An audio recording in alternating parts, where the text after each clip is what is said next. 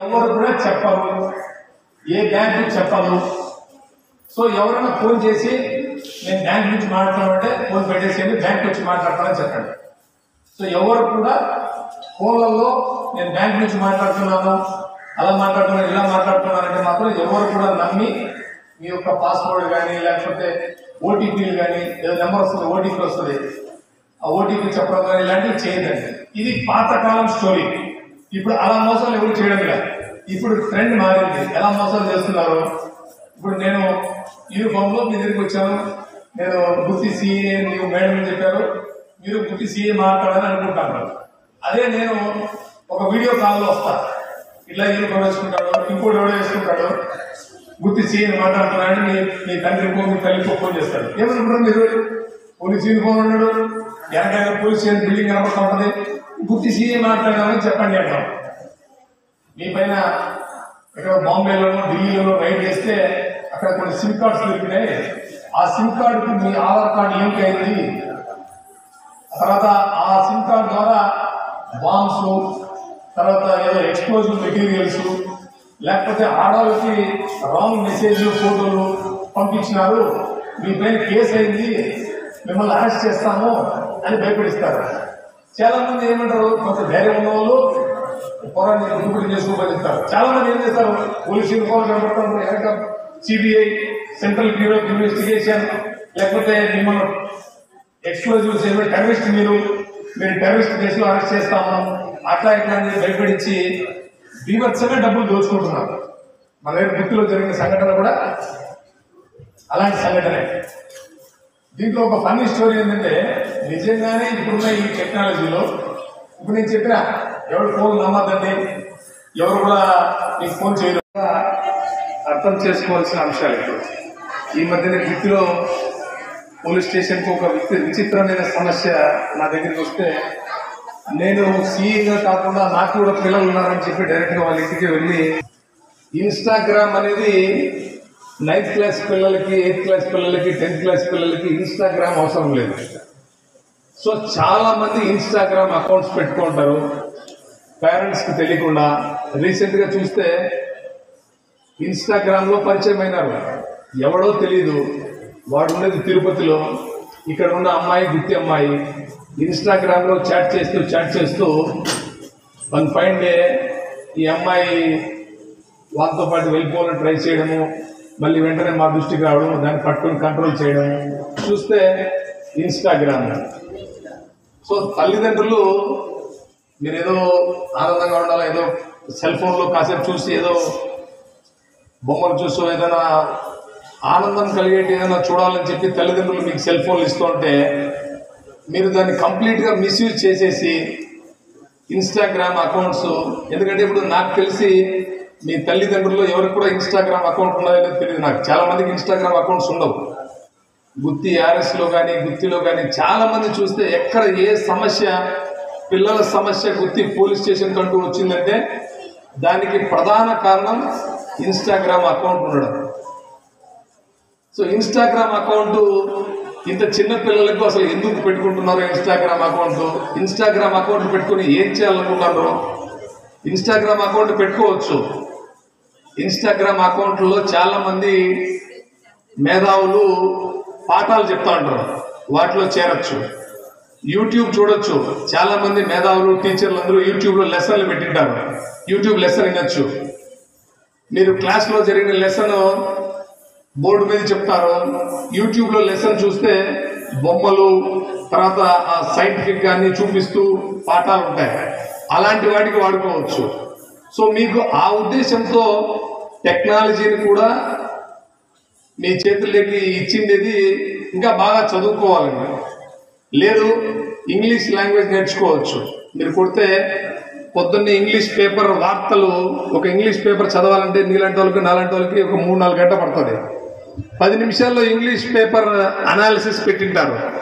10 నిమిషాలు అట్లా కొడితే మీరు టిఫిన్ తింటూ ఇంగ్లీష్ పేపర్ న్యూస్ అంతా చదివేయచ్చు. వాళ్ళు చెప్తా ఉంటారు, మనం వింటా ఉండొచ్చు. సో మీరు టెక్నాలజీని చదువు కోసము, మీ యొక్క నాలెడ్జ్ పెంచుకోవడానికి వాడుకోకుండా మరి ఎలా ఈ యొక్క ఏమంటారు అలవాట్లు పిల్లలకి వచ్చినాయో దీనికి కారణం మరి పిల్లలు తెలిసి తెలియనితనమా, లేకపోతే తల్లిదండ్రులు వాళ్ళ అమాయకత్వమా, లేకపోతే తల్లిదండ్రుల పర్యవేక్షణ లోపమా, తల్లిదండ్రులు అవసరం లేకపోయినా కూడా ఈ వైఫైలు తర్వాత యూట్యూబ్లు ఇవన్నీ పిల్లలకు విరివిగా అందించడమా అనేది వాస్తవంగా అర్థం కావడం లేదు. మనం చూస్తే పోలీస్ స్టేషన్కి ఒక చిన్న సమస్య వస్తే ఒక్కసారిగా భయం వేసింది నాకు. చెప్తున్నారు మీరు ఒక్కసారి తల్లిదండ్రుల రక్షణలోంచి బయటకు వస్తే చాలా ఇబ్బందులు ఉంటాయి ప్రస్తుత సమాజంలో. ఇప్పుడు ఎందుకు మీకు 10వ క్లాస్ వరకు ఇంటర్మీడియట్ వరకు తల్లిదండ్రులు గట్టిగా పట్టుకొని ఉంటారంటే ఈ వయసులో ఏమీ తెలియదు. చాలా మంది అమ్మాయిలను ఇలా వాళ్ళ అమాయకత్వాన్ని ఆసరా చేసుకొని ఇన్స్టాగ్రామ్ ద్వారా ఎవడో పరిచయం అవుతాడు. వాడు ఎవడో తెలియదు, ఎట్లాంటి వాడో తెలియదు, ఎక్కడో వాడు వేరే ఎక్కడో ఉంటాడు. వాడు ఇన్స్టాగ్రామ్ లో పెడతా ఉంటాడు. వాడు ఫైన్ డే వాడు పిలుచుకొని వెళ్ళిపోతాడు. రేపు పొద్దున వాడు మిమ్మల్ని శారీరకంగా మానసికంగా ఎన్ని రకాల ఇబ్బందులు పెట్టాలో అన్ని రకాల ఇబ్బందులు పెడుతున్నటువంటి రోజులు.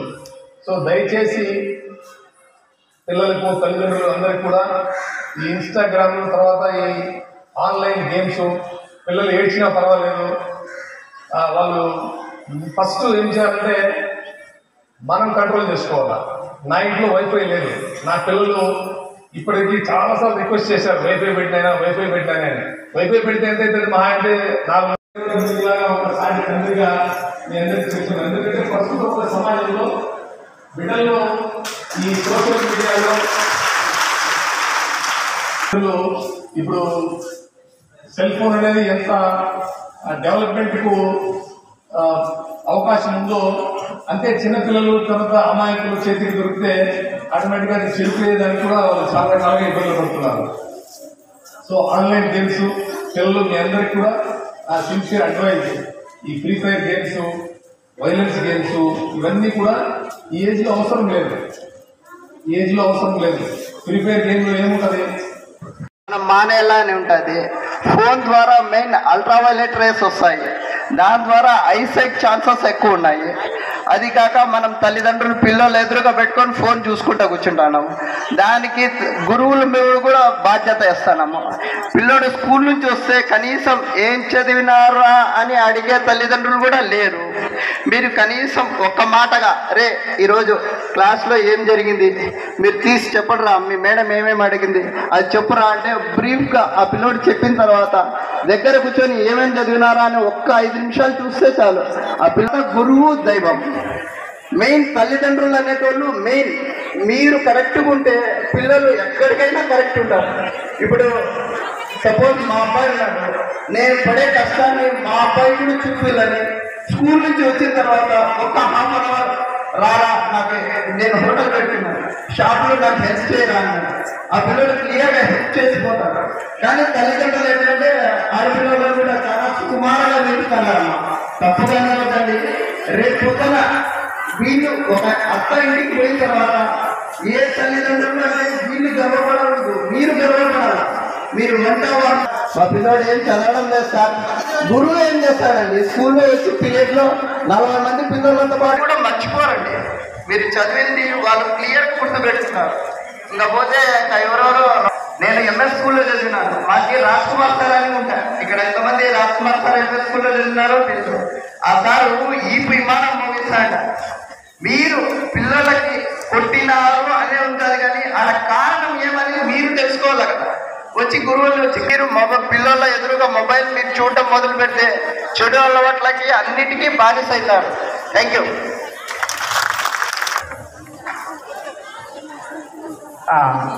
పిల్లల గురించి ఒక తండ్రిగా ఎలా ఉండాలి, ఆ అమ్మగా ఎలా బాధ్యతలు పిల్లలకి తెలపాలి అనే విషయాన్ని సార్ చాలా ఉన్నదన్నట్టుగా స్పష్టంగా బాగా చెప్పాడు. మనం అందరూ కూడా అలా చేస్తేనే మన పిల్లలు బాగా అభివృద్ధిలోకి వస్తారు. అది వచ్చాను. వచ్చిన తర్వాత కొంతమంది పిల్లలు దాదాపు ఇప్పుడున్న కాలంలో ఒక స్కూల్కి ఒక క్లాస్కి ఏ సెక్షన్ బి సెక్షన్కి 40 మంది 50 మంది పిల్లలు ఒక స్కూల్కి ఒక క్లాస్కి ఉన్నారు. కానీ ఈ సబ్జెక్ట్లో 20 years మా మెదడు గొప్పది, అన్నింటిలో తీసుకుపోయి కిరాణా ఏదో ఫేమస్ ఉంది మనకి, అన్నింటిలో పోయి కొనుక్కొని ఎవరినాడే కొనుక్కుంటారా? కొనుక్కోరు. మనం ఎంతటి మెదడుని మనం ఎంత ప్రాధాన్యతగా మనం చదువుకుంటూ పోతామో, సార్ చెప్పేటికి టీచర్ చెప్పి ఎంత చదువుకుంటా మనం ముందుకు వెళ్తామో అంతగా మనం ప్రవేశనం అయిపోతాము. ఇప్పుడు గుత్తికొండలో 101 బావి ఉంది అని అందరూ విన్నారా? ఎవరన్నా తెలిసింది? అందరూ తెలిసిందే. కానీ ఇప్పుడు వడకపోవడం వల్ల, నీరు వడకపోవడం వల్ల ఏమైపోయినాయి? ఎండిపోయినాయి. అన్ని దాదాపు 60-80% ఎండిపోయినాయి. అలాగే ఎంతటి మనం వాడుతూ ఉంటే అయిపోవు ఏమి కానీ, అది అలాగే వస్తూనే ఉంటాయి. తరతరాల నుంచి వచ్చినవన్నీ ఈరోజు ఏమైనా అయిపోయినాయి. అలాగే ముందు ఉన్న ప్రాచీనత విద్య, ప్రాచీనత కాలము, సార్ చెప్పేవి శ్లోకాలు మనం కంటిన్యూ చేస్తూ ఉంటే ఎంత దూరం వెళ్ళినా కానీ, అమెరికా వరకు వెళ్ళినా కానీ. ఇందాక 9th క్లాస్లో ఒక మాట చెప్పాను. ఒక స్కూల్, మన మహర్షి స్కూల్ ముందర స్కూల్ ముందర మహర్షి స్కూల్, ఆ పాప స్టూడెంట్ లాయర్ స్కూల్ పేపర్కి వచ్చింది. బాబా 1,20,00,000 ఎవ్రీ 1 year. సార్ గారు చెప్తే ఒక నెలకి ఎంత కావచ్చు సార్? ఇంచుమించు 1,20,00,000 అంటే ఎవ్రీ మంత్ ఎంత కావచ్చు? ఒక నెలకి, ఒక సంవత్సరానికి 12 నెలలు అంటే ఎంత కావచ్చు? డివైడెడ్ బై ప్లస్ పార్. చెప్పండి మీరు. చెప్పడం లేదు. ఏంటికి ఫాస్ట్ లేదు, మెదడుకి కంటిన్యూ చేయడం లేదు. ఈరోజు 6th క్లాస్ ఇంట్రెస్ట్ ఎగ్జామ్స్లో మొదలు పెట్టుకొని 10th క్లాస్ తర్వాత మీరు ఇంటర్మీడియట్ అయిన తర్వాత ఎక్కడన్నా పోతే ఇంట్రెస్ట్ ఎగ్జామ్స్ రాయండి అంటారు. కానీ ఇప్పుడు ఈ మన స్కూల్లోనే అవకాశం వచ్చింది కాబట్టి సమయం ఎక్కువ తీసుకున్నాం అనుకోవద్దండి. చిన్న అవకాశం. కరెక్ట్గా విలేజ్ నుంచి ఎక్కడ ఎంతమంది వచ్చారు? మన గుత్తి స్కూల్ నుంచి, మన మోడల్ స్కూల్ నుంచి ఒక స్టూడెంట్ మండల వైజ్లో నెంబర్గా వచ్చి ఈరోజు నీట్ ఎగ్జామ్స్కి పాస్ అయ్యి ఒక డాక్టర్గా బాబు ఇది అవుతున్నారు. ఇక్కడ ఒక గొప్ప ప్రాధాన్యత వచ్చింది మన స్కూల్కి. ఇలాంటి స్కూల్కి అవకాశాలు ఎన్నో ముందు వస్తుంది. ఎక్కడి నుంచి వెళ్తుంది? ఇక్కడి నుంచే వస్తుంది. మన మట్టిలో నుంచే పుడుతుంది. మీరు ఇవన్నీ ప్రాధాన్యత మొదలు పెట్టి అన్ని తర్వాత చదివి మీరు గుడ్ స్టూడెంట్స్ టీచర్స్కి ఒక గొప్పతనం తేవాలి. జై హింద్. అమ్మ మన ప్రాణం. వాళ్ళ మాటలు వింటేనే అద్భుతంగా ఉంటాయి. ఎప్పుడు చెప్తూనే ఉంటాం కదా మీకు, మేము కామన్, మేము సాధారణం. వాళ్ళు మనకు దేవుళ్ళు. అమ్మా నాన్న మాట విన్నవాళ్ళు ఎప్పుడు కూడా గొప్పలు అవుతారు. అమ్మా నాన్న తర్వాత ఉపాధ్యాయులు. ఓకేనా? కాబట్టి అమ్మా నాన్న మాట వినండి, వాళ్ళు పడండి. మీరు మాట్లాడనా? ఇంకా మరి ఇంకో అన్న వచ్చాడు, అన్న మాట్లాడు. ఏం చెప్పినా అది మంచి కోసమే గుర్తించాడు. అమ్మ అయినా, నాన్న అయినా, గురువు అయినా ఏవే చెప్పినా మంచి కోసం గుర్తించండి. ఆ చెప్పిన విషయాన్ని అర్థం చేసుకుంటే మంచి భవిష్యత్తు ఉంటుంది. ఓకేనా? Thank you. మాట్లాడండి. ఈ పేరునా రిపోర్ట్ అన్న, రిపోర్టర్ శ్రీనివాసుడు అన్న మాట్లాడు.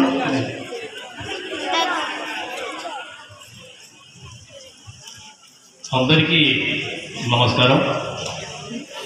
విద్యాలయం అనేటువంటిది ఒక రథం లాంటిది. ఈ రథం అంటే యుద్ధం జరిగేటప్పుడు ఏ విధంగా అయితే మనం యుద్ధరంగంలో ఉండి శత్రువులను వేటాడి విజయం సాధిస్తామో అదేవిధంగా విద్యాలయం అనేటువంటి పాఠశాలలో మనం ప్రవేశించిన తర్వాత మనకు అంటే విద్యార్థికి ఇంటిలో ఉండే తల్లిదండ్రులకి పేరు ప్రఖ్యాతులు తీసుకురావడమే మీ బాధ్యత.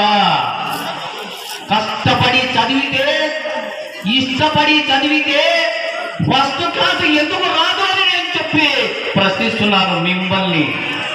మీరు ఏమి చేయాలి? మేము ఫస్ట్ రావాలని చెప్పి అభిప్రాయము మీ మనసులో ఉండాలి. ఎలాగా? ఒక రైతు పొలంలో విత్తనం ఇచ్చితే కొన్ని రోజుల తర్వాత మొలక ఎత్తుతుంది. మొలక ఎత్తిన తర్వాత అది చెట్టు అవుతుంది. చెట్టుకు కాయలు కాస్తాయి. ఆ కాయల్ని మనం తింటాము.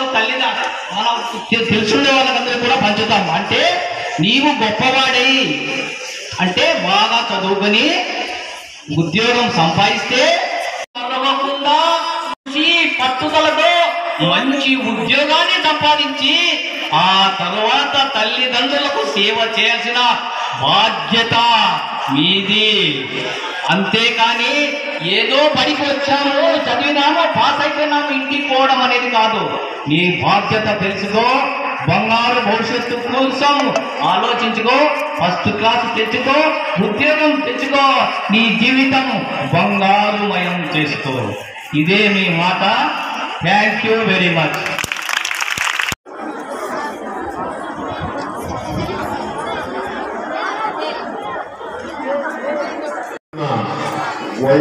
విద్యా కమిటీ వైస్ చైర్మన్ గారికి ఏంటంటే, అదేవిధంగా ఉపాధ్యాయులకు, మేడమ్స్కు, ప్రతి ఒక్కరికి పేరు పేరున నా కృతజ్ఞతలు తెలియజేస్తున్నాను. ఈ కార్యక్రమం ముఖ్య ఉద్దేశం పిల్లల భవిష్యత్తు బాగుండాలి. పిల్లల భవిష్యత్తు బాగుండాలంటే ఊరికి అనుకుంటే కాదు, ప్రభుత్వం దీన్ని ఆలోచించి ఒక కార్యక్రమం చేపడితే పిల్లలకు, ఉపాధ్యాయులకు, తల్లిదండ్రులను అందరినీ ఒక వేదిక మీద కూర్చోబెట్టి ఒక కార్యక్రమం చేపడితే కాస్త మార్పు వస్తుంది అనేది ముఖ్య ఉద్దేశం. ఈరోజు ప్రతి ఒక్కరూ ఉదయం లేవగానే బిజీ జీవితంలో గడుపుతున్నారు. దేనికోసం బిజీ జీవితం గడుపుతున్నామో ఒక్కసారి మనం ప్రశ్నించుకోవాలి. ఎందుకంటే మన పిల్లల భవిష్యత్తు కోసం మనం కష్టపడుతున్నాం. అలాంటి పిల్లలు క్రమశిక్షణగా ఉన్నారా లేదా, ఉపాధ్యాయులు గురువులు అయినటువంటి వాళ్ళు సరైన చదువు చెప్తున్నారా లేదా అని మనం కూడా తల్లిదండ్రుల బాధ్యతగా ప్రతిరోజు చదువు రాకపోతేనో మార్కులు తగ్గితేనో ఉపాధ్యాయులు అడగకపోకుండా మనం కూడా ఆ బాధ్యతలో భాగస్వామ్యం అయితే వాళ్ళ భవిష్యత్తు బాగుంటుంది. ఒక పిల్లవాడు, ఒక అమ్మాయి అంటే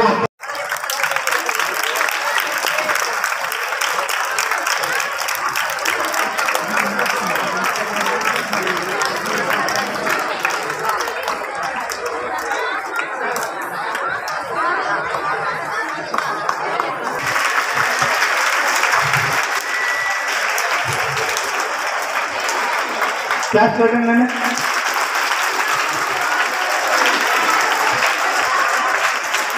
మా యొక్క Respected parents, dear students, and also respected sir, HUD sir, and also PMC members, మీ అందరికీ కూడా నమస్కారము, హార్దిక స్వాగతం.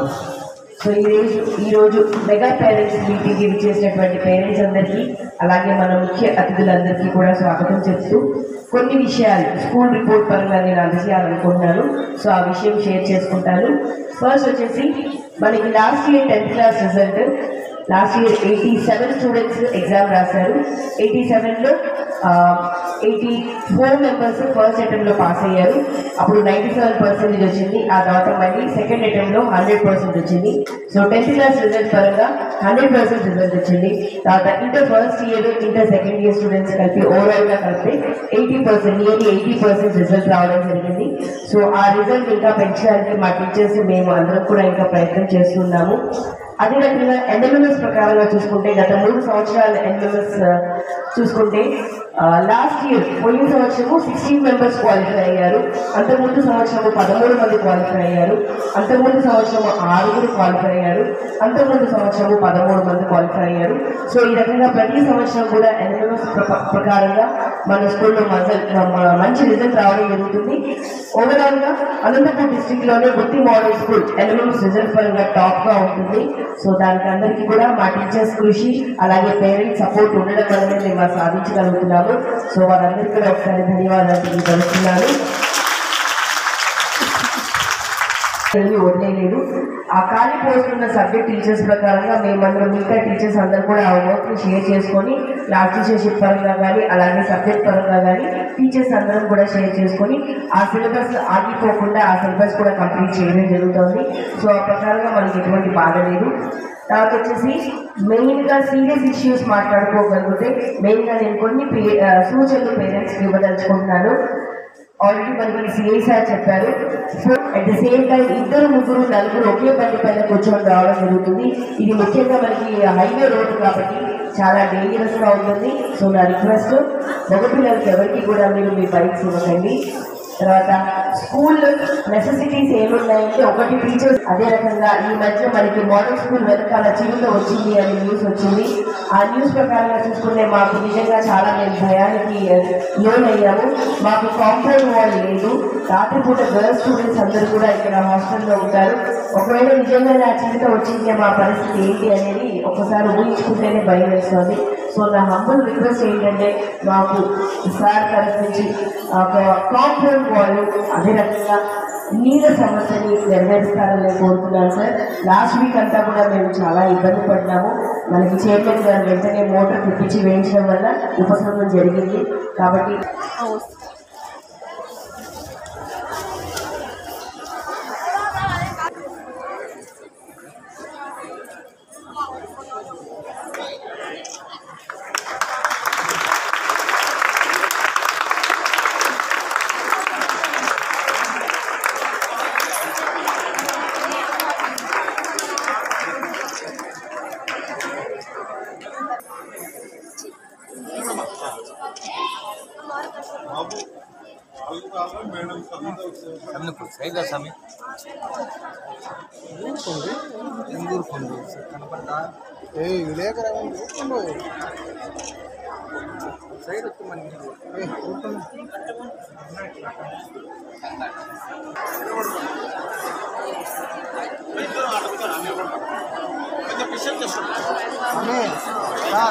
సార్ ఈ పిల్లలు మధ్యలో పోయింది ఆ పిల్లలు ఇట్లా మీరు ముగ్గురు మధ్యలో పెట్టేసాను ఆ పిల్లలకి అట్లా